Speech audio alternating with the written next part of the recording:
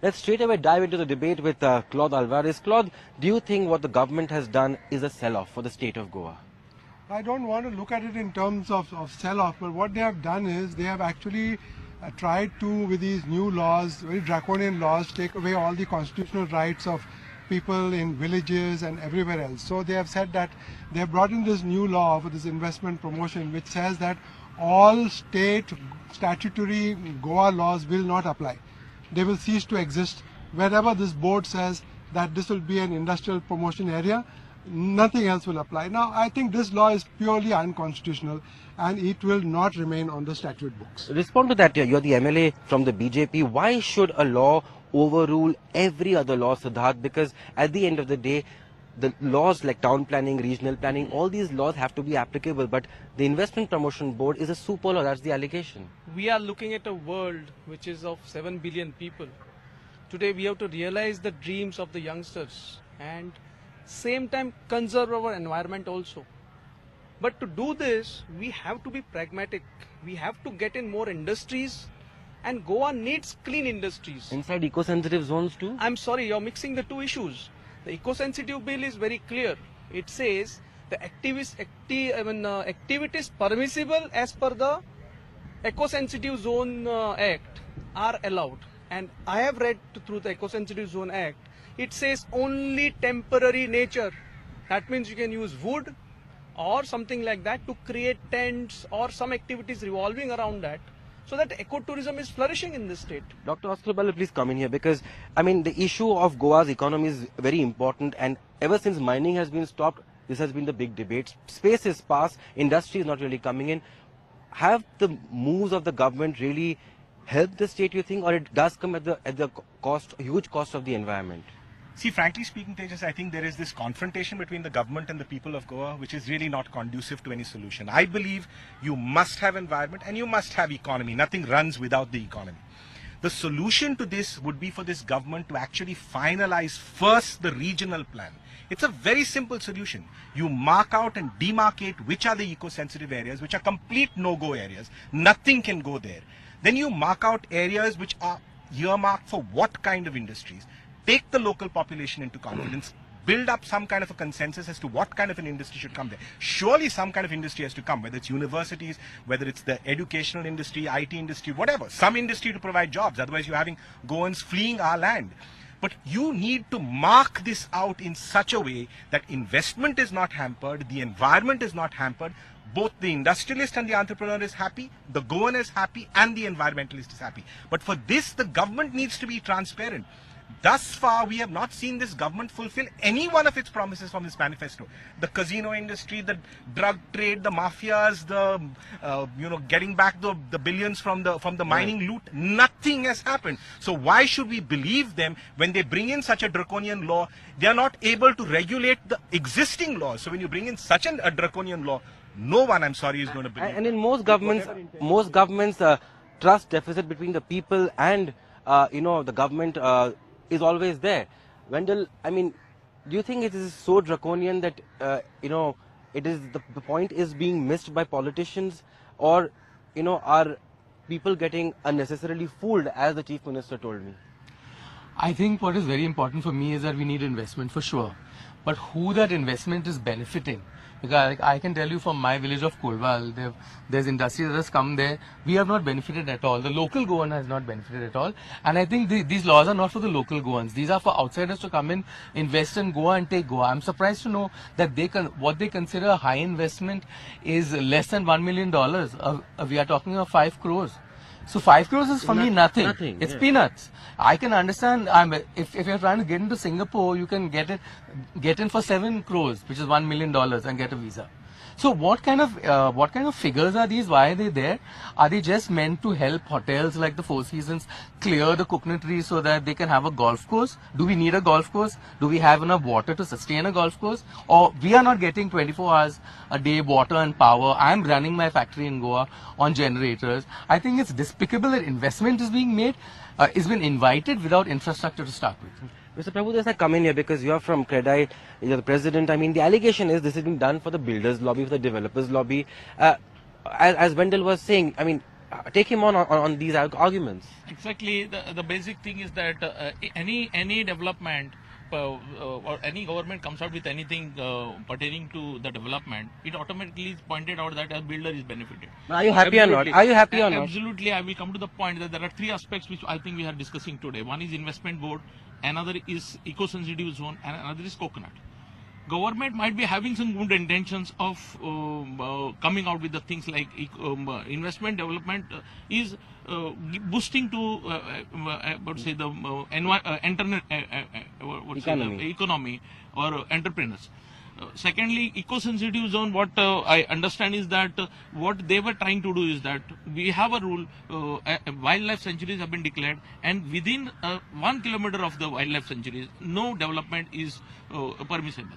But in Goa, what happens is that the rules and regulations have been formed away from Goa, somewhere in Delhi. They don't know the basic thing here.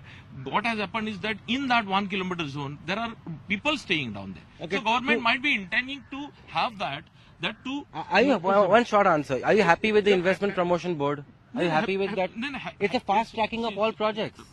Correct, but the things have to be properly put before the people. There should not be any confusion, as Doctor said, that there should not be confusion. The government might be having intentions, good intentions, but today, even after eco-sensitive zone, they have come with the amendment in the Town Planning Act. Town Planning Act, ultimately what has happened is that they could have finalized the regional plan. In itself, they could have finalized this eco-sensitive zone and whatever development. But Claude, come in here, because the Western Ghats are a heritage site. I mean, even before the centre has finalized on the MOAF draft notification of as to how development should take place in the entire Western Ghats, the government has already decided that. That's the unusual part of the town planning amendment that they have done. The actual eco zone notification has still not come from the ministry. There's a draft notification, but the final what do you read in that? What do you read? I'm saying that even before the central government has notified, the Goa government is already getting ready to allow people to come into these eco-sensitive zones. It is not what he is saying, that it is people who are living there. People who are living there, there's going to be no disturbance to them at all.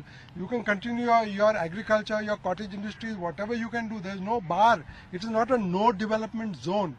It's a, but why are you suddenly making preparations and amending a law to allow people to, and which those overrules who other laws, own 20,000 square meters or above, not below, those who own 20,000 square meters above, which means very big landlords. So when you all in the opposition, he was somebody who worked, I mean, not for the opposition, of course, but against the government when the minings can happen. I mean, he's somebody's voice the government should be really listening to. And he, of course, is going to meet the forest minister. But the larger point he's making, why are you making a law even before the centre has really has finalized on it? There are draft notification which has come out, and it clearly specifies the activity. There is no ambiguity.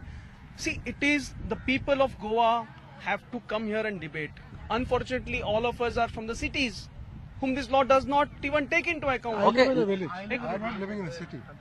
He also lives in a village. Eco-sensitive zones are a matter of buffer zones around our sanctuaries. Okay.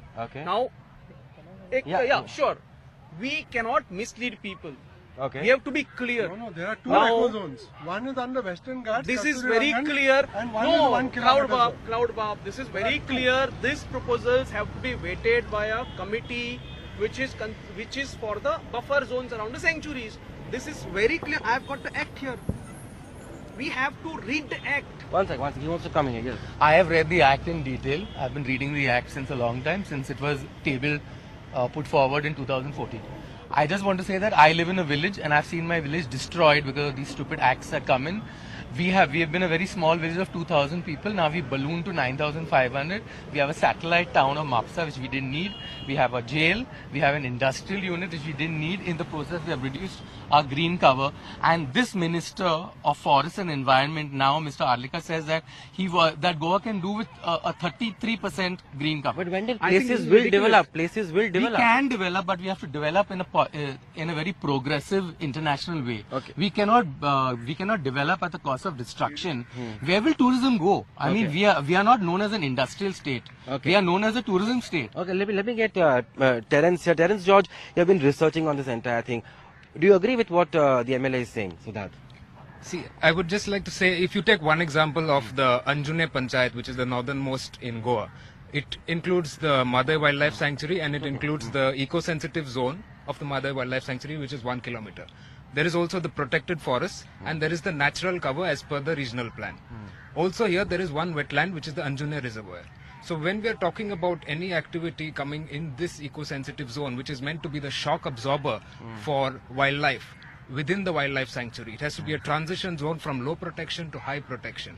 So when we are talking about any activity in this region, we need to look carefully at the environmental impacts, especially since ecotourism has not yet under the EIA notification.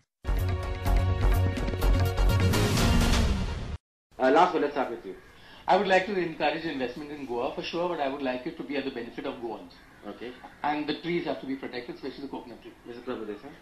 I think the government should come with a proper guidelines in whatever they do, particularly even coconut reclassification. They should have come with a proper. People have got fear that there is some even builders and developers. Definitely, we have a fear that there is something fishy because it ultimately comes and bounces on the builder. That it is done for the benefit, and absolutely, we have been developing lands without cutting the coconut. Okay, Claude?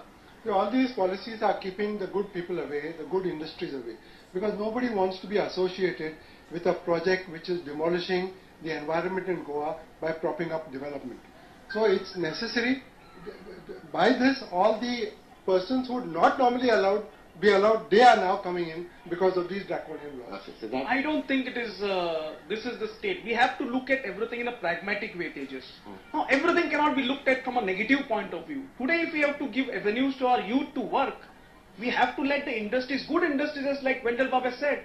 Now, if Wendell Bob has to run his exclusive store, then we need tourists. We need facilities for the tourists. Now, we have to open, the beach tourism is almost getting stagnated.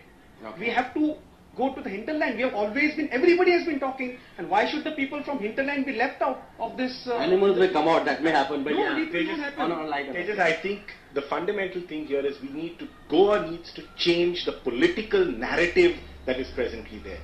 I think what we need to articulate these events of sustainable development and show people how to make money out of sustainable development. Isn't that an oxymoron? No, it's not an oxymoron. It can be done. It has been happening in many parts of the world. The problem is it does not get political traction because a party does not win. Today you cannot make out the difference between the BJP and the Congress simply because they follow this destructive model of hyper-capitalist model of development where you build and destroy the environment. We can reverse that by a sustainable development model where you have heritage tourism, where you have natural tourism that takes place here, and you use the land for productive use, export your products that you grow here, but this must have a political narrative. So you need people like Wendell, you need people like Claude to fight an election to put this across in the assembly. It's very good to speak. There should have been a farmer's representative here. There should have been a representative from the hinterland. As he said, Anjune village. I have traveled, I have walked in that village. I have walked nook and corner of Grove. I have tracked myself. Okay. This is not the last word, of course, on this debate. I have to end the show here. I